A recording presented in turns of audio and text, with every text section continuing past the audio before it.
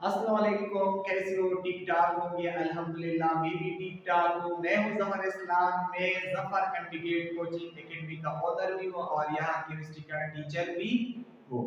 आज की लेक्चर में हम हाइड्रोजन बॉन्डिंग के ऊपर बात करेंगे और टू द पॉइंट बात करेंगे, क्योंकि ये ईटा इंडिकेट का सीरीज है। ये वीडियो स्पेशली मैं ईटा इंडिकेट के स्टूडेंट्स के लिए रिकॉर्ड कर रहा हूँ। टू द पॉइंट बात इसलिए कर रहा हूँ। हाइड्रोजन बॉन्ड की हिस्ट्री, हाइड्रोजन बॉन्ड सबसे पहले डिस्क्राइब किया था Latimer and road washer. Point है, याद रखें। इसका डिफिनीशन है हाइड्रोजन बॉन्डिंग का, the attractive force between one molecule partially positive hydrogen atom and another molecule partially electronegative atom such as fluorine, oxygen, nitrogen। यानी वो अट्रैक्टिव फोर्स, वो anti molecular force जो एक मॉलिक्यूल का पार्शियली पॉजिटिव हाइड्रोजन एटम हो और दूसरे molecule का पार्शियली नेगेटिव एटम हो, such as oxygen, such as fluorine, such as nitrogen. और फिर इन दो मॉलिक्यूलों के दरमियान जो एंटी मॉलिक्यूलर फोर्स क्रिएट होता है उसको फिर हम कहते हैं हाइड्रोजन बॉन्ड। देखिए HF ये एक मॉलिक्यूल है, पोलर मॉलिक्यूल है, ये दूसरा HF ये पोलर मॉलिक्यूल है। यहाँ इस HF का पार्शियली नेगेटिव फ्लोरीन एटम है और इस मॉलिक्यूल का पार्शियली पॉजिटिव हाइड्रोजन एटम है।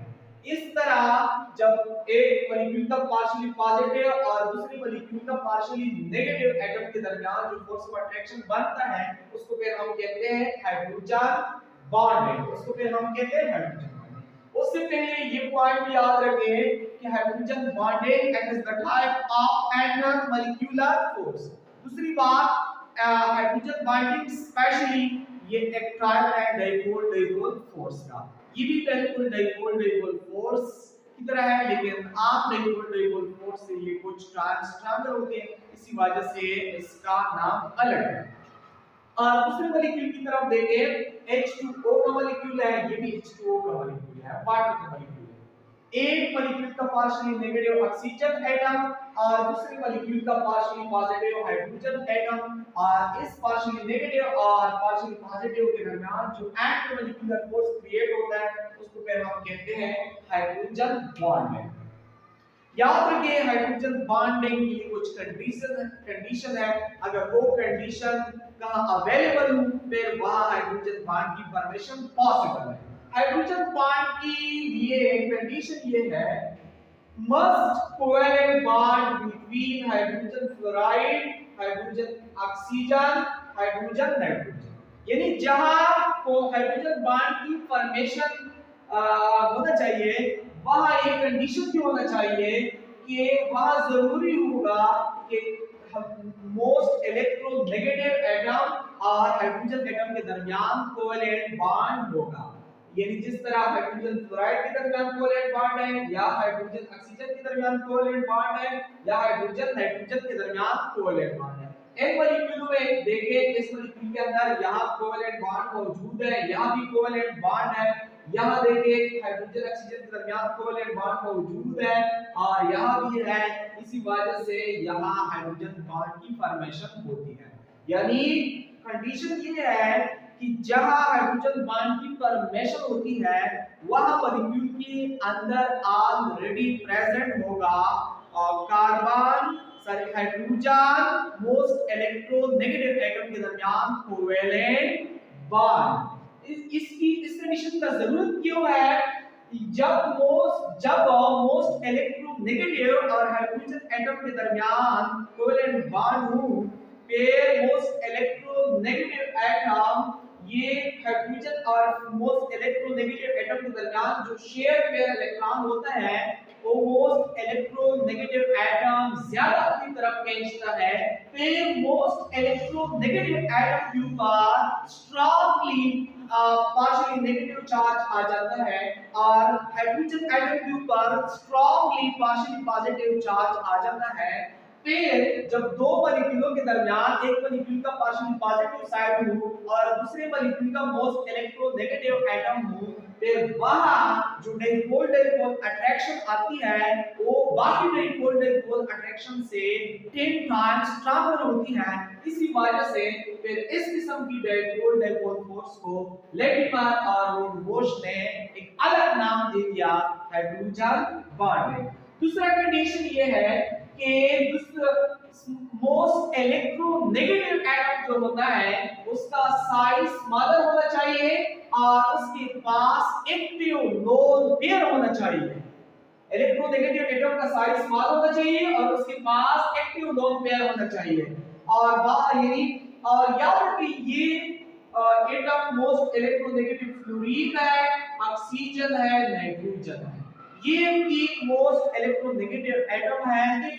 नाइट्रोजन और क्लोरीन का इलेक्ट्रोनेगेटिविटी काफी कंपेरेबल है, लेकिन फिर भी नाइट्रोजन हाइड्रोजन बॉन्ड बना सकता है लेकिन क्लोरीन नहीं। क्यों नहीं? क्योंकि क्लोरीन का साइज थोड़ा बड़ा है, इसी वजह से नाइट्रोजन को हाइड्रोजन बॉन्ड बना सकता है और क्लोरीन नहीं बना सकता है। ये पॉइंट याद रखें। आगे चले जाते हैं, कुछ फैक्ट्स हैं। हाइड्रोजन बॉन्ड 20 टाइम्स वीकर होती है कोवेलेंट बॉन्ड से, लेकिन 10 टाइम्स स्ट्रॉन्गर होती है डाइपोल डाइपोल फोर्स। फिर आगे हाइड्रोजन बॉन्ड एक डायरेक्शनल बॉन्ड है, इसी वजह से ये हम डॉटेड लाइन से रिप्रेजेंट करता है, यानी दो मॉलिक्यूलों के दरमियान हाइड्रोजन बॉन्ड हम डॉटेड लाइन के साथ शो करता है। और तीसरा पॉइंट कि जिन लिक्विड के अंदर हाइड्रोजन बॉन्ड हो फिर उस लिक्विड को हम कहते हैं एसोसिएटिंग लिक्विड। ये भी हीटर के लिए इंतहाई इंपॉर्टेंट पॉइंट है। आगे स्ट्रेंथ ऑफ हाइड्रोजन बॉन्ड, एक हाइड्रोजन बल्कि एक मोल हाइड्रोजन बॉन्ड को तोड़ने के लिए जो एनर्जी रिक्वायर्ड होती है वो 4 से 42 किलो जूल तक एनर्जी रिक्वायर्ड होती है। ये एक रेंज है, ये डिपेंड करती है स्ट्रेंथ ऑफ हाइड्रोजन बॉन्ड के ऊपर। याद रखिए सबसे स्ट्रॉन्गेस्ट हाइड्रोजन बॉन्ड H के अंदर, फिर H2O के अंदर, फिर NH3 के अंदर, क्योंकि hydrogen bond strength depend upon electronegativity difference between most electronegative atom and hydrogen atom. Chlorine की इलेक्ट्रोनेगेटिविटी ऑक्सीजन से ज्यादा है, ऑक्सीजन का हाइड्रोजन से ज्यादा है, इसी वजह से सबसे स्ट्रॉन्गेस्ट हाइड्रोजन बॉन्ड H के अंदर होगा। ये इंतहाई इंपॉर्टेंट पॉइंट है इंडिकेट के लिए, इसकी आर्ट भी याद करें और ये भी याद रखें कि इसका सबसे हाईएस्ट है। आगे वंडरवाल फोर्स, अगर एक मोल वंडरवाल बॉन्ड हो उसको बॉन्ड टूटने के लिए तकरीबन 4 किलो जूल पर मोल एनर्जी रिक्वायर्ड होती है। आगे मैंने लिखी है कि एक मोल हाइड्रोजन फ्लोराइड के अंदर हाइड्रोजन बॉन्ड को टूटने के लिए 41.48 किलो जूल पर मोल एनर्जी रिक्वायर्ड होती है। और 1 मोल H2O के अंदर 1 मोल हाइड्रोजन बॉन्ड को ब्रेकअप करने के लिए 29 किलो जूल पर मोल एनर्जी रिक्वायर्ड होती है, ये इससे कम है। और फिर 1 मोल हाइड्रोजन बॉन्ड अमोनिया के अंदर ब्रेकअप करने के लिए 8.37 किलो जूल पर मोल एनर्जी रिक्वायर्ड होती है। इसलिए यदि एनर्जी से भी पता चल जाता है कि सबसे स्ट्रॉन्गेस्ट हाइड्रोजन बॉन्ड H के अंदर होगा। लेकिन याद रखें क्वेश्चन होता है कि हम कहते हैं कि water is a perfect example. Perfect इसलिए कहते हैं कि वाटर के अंदर जितने लोन पेयर है उतने हाइड्रोजन एटम है। सॉलिड लिक्विड में, सॉलिड वाटर में याद रखिए 4 हाइड्रोजन बॉन्ड पॉसिबल होता है, बनता है। और लिक्विड में वाटर यानी जब लिक्विड हालत में हो तो हाइड्रोजन बॉन्ड बनते रहते हैं, टूटते रहते हैं। इसी वजह से इसकी जब हम एवरेज निकालेंगे, इंतहाई इंपॉर्टेंट पॉइंट है मीटर के लिए, 3.16 हाइड्रोजन बॉन्ड वाटर जब लिक्विड हालत में उसके अंदर होता है, लेकिन 4 हाइड्रोजन बॉन्ड जब वाटर सॉलिड की सूरत में हो। याद रखें, लेकिन अगर क्वेश्चन आ जाए कि एक्स्ट्रा हाइड्रोजन बॉन्डिंग किस सब्सटेंस के अंदर होती है, वो भी याद रखिए कि एक्सटेंड या एक्स्ट्रा हाइड्रोजन बॉन्डिंग वाटर के अंदर होती है।